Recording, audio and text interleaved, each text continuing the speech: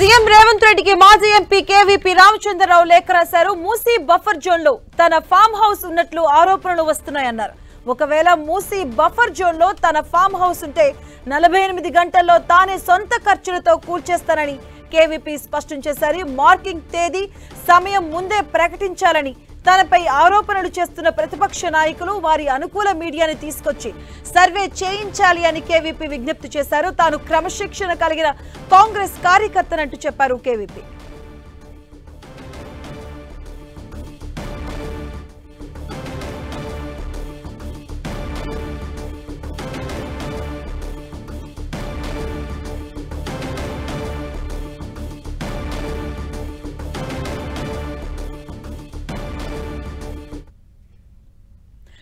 KVP farm house CM Revanth Reddy ఏమన్నారో ఒకసారి చూద్దాం. ఇవాళ ఇన్ని మాట్లాడుతున్న కేటీఆర్ జన్వాడలో నీకున్న ఫామ్ హౌస్ అక్రమ నిర్మాణం కాదా, అది కూలగొట్టాలనా వద్దా నువ్వు చెప్పు. హరీష్ రావు అజీజ్ నగర్లో నీకున్న ఫామ్ హౌస్ అక్రమమా కాదా, దాన్ని కూలగొట్టాలనా వద్దా చెప్పు. సబితమ్మ నీ ముగ్గురు కొడుకుల పేర్ల మీద 3 ఫామ్ హౌసులు కట్టినావు కదా, పేద అరుపులు అరవకమ్మ, నీకున్న ఫామ్ హౌసులు కూడా లెక్కలు ఉన్నాయి, కూలగొట్టాలనా లేదా సబితమ్మ నువ్వు సలహా చెప్పు. మీకు వెనకంగా ఉన్న కేవీపీ రామచంద్రరావులై కూలగొట్టాలనా వద్దా చెప్పు. ఇవాళ అక్రమంగా ఫామ్ హౌసులు నిర్మించుకొని మీ ఫామ్ హౌసుల మీద ఎక్కడైతే తొలగింపు ఏటు పడుతుందో మీ ఫామ్ హౌసులు కూలుతాయని చెప్పి ఇవాళ పేదలను రక్షణ కవచంగా పెట్టుకొని ఇవాళ మీరు నాటకాలు ఆడుతున్నారు.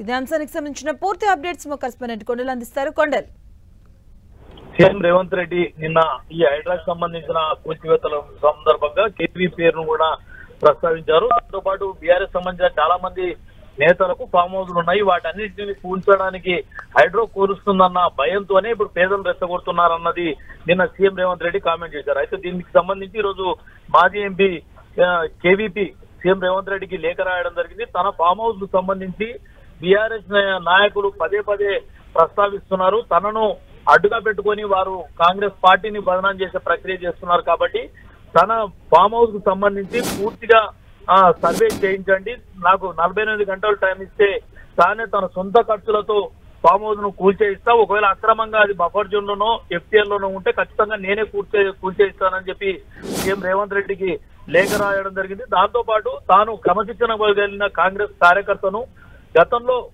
వైఎస్ హయాంలో కూడా మూసీ ప్రక్షాళనకు సంబంధించి నాటి ప్రభుత్వం ప్రయత్నం చేసింది. అయితే కొన్ని కారణాల ద్వారా అది ఆగిపోవడం జరిగింది. ఏదేమైనప్పటికీ కూడా మీరు ఒక సమర్థవంత నాయకుడిగా ఒక నిర్ణయం తీసుకొని మూసీ ప్రక్షాళనకు నడుం కట్టారు. కాబట్టి ఖచ్చితంగా ఒక కాంగ్రెస్ పార్టీ కార్యకర్తగా ఈ మూసీ ప్రక్షాళనకు సంబంధించి అక్రమ ఫామ్ హౌస్లే అనుకోండి, చెరువుల కబ్జాకు సంబంధించిన కూల్చివేతలకు సంబంధించి ప్రభుత్వం తీసుకున్న నిర్ణయాన్ని తాను స్వాగతిస్తున్నానని చెప్పిన కేవీపీ ఖచ్చితంగా తన ఫామ్ హౌస్ కు సంబంధించి వస్తున్న ఆరోపణలపైన సర్వే చేయించండి, మార్కింగ్ చేయించండి, మార్కింగ్ పారదర్శకంగా జరిగేలా చూడాలన్నది తప్ప నా కోరిక. అదే మార్కింగ్ లో ఖచ్చితంగా బఫర్ జోన్ లోనో ఎఫ్టీఎల్ లోనో తన ఫామ్ హౌస్ ఉన్నట్లయితే తానే వాటిని స్వయంగా కూల్చివేస్తానని చెప్పి లేఖ రాయడం జరిగింది. దీంతో ఇప్పుడు బీఆర్ఎస్ సంబంధించిన నేతలు ఎలా స్పందిస్తారని చూడాల్సి ఉంటుంది. ఏదేమైనప్పుడు కూడా ఇది ఫామ్ హౌస్లకు సంబంధించి ఒక చేనెత్తుట్టు కదిపినట్టుగానే మనం భావించాల్సి ఉంటుంది. కేవీపీతో పాటు మాజీ మంత్రి సత్యేంద్రారెడ్డి, అదేవిధంగా కేటీఆర్, ఇలా హరీష్ రావు, ఇలా మాజీ మంత్రులకు సంబంధించిన ఫామ్ హౌస్లు చాలా ఉన్నాయి. అదే స్థానంలో అదే ప్రాంతంలో కేవీపీ ఫామ్ హౌస్ కూడా ఉన్న నేపథ్యంలో ఇప్పుడు కేవీపీఎస్ సీఎం కు లేఖ రాయడం జరిగింది. తాను ప్రభుత్వ నిర్ణయానికి కట్టుబడి ఉంటాను, ప్రభుత్వం సర్వే చేయించండి, తానే స్వయంగా ఉండి కూల్చివేయిస్తాను, ఒకవేళ అక్రమంగా కబ్జాలో అంటే ఎఫ్టీఎల్ పరిధిలో ఉన్నట్టయితే ఖచ్చితంగా కూల్చివేయిస్తానని చెప్పి కేవీపీ లేఖ రాసిన సందర్భంగా ఇప్పుడు బీఆర్ఎస్ సంబంధించిన నేతలకు సంబంధించిన ఫామ్ హౌస్ల విషయం ఉన్నది ఇప్పుడు మరింత హాట్ గా మారే అవకాశం అయితే స్పష్టంగా కనిపిస్తుంది. మాధవి, కొండలంటే కేవీపీ లేఖపై ఇటువైపు కాంగ్రెస్ నాయకులు కావచ్చు, బీఆర్ఎస్ నాయకులు గారు ఎవరైనా స్పందించారా? ప్రస్తుతానికైతే ఇంకా ఎవరు స్పందించలేదు. ప్రభుత్వం నుంచి అయితే ఒక సానుకూలమైన వాతావరణం అయితే వస్తుంది. ఎందుకంటే కేవీపీ అనేది కాంగ్రెస్ పార్టీకి సీనియర్ నేతగా ఉన్నారు. ఇక్కడనే శ్రీనివాసం ఏర్పాటు చేసుకొని ఉంటూ అత్యంత కీలకమైన నేతగా కూడా కాంగ్రెస్ పార్టీలో ఉమ్మడి రాష్ట్రం సమయంలో ఆయన చాలా కీలకంగా వ్యక్తిగా ఉన్న నేపథ్యం ఉంది. అయినప్పటికీ కూడా ఆయన ఫామ్ హౌస్ సంబంధించి ఒకవేళ అక్రమంగా ఎఫ్టీఎల్ పరిధే గానీ బఫర్ జోన్ లో ఉన్నట్టయితే తానే స్వయంగా కూల్చివేస్తానంటూ కేవీపీ ముందుకు రావడం అన్నది ప్రభుత్వానికి కూడా కొంత ప్లస్ గా మారే అవకాశం అయితే స్పష్టంగా కనిపిస్తుంది.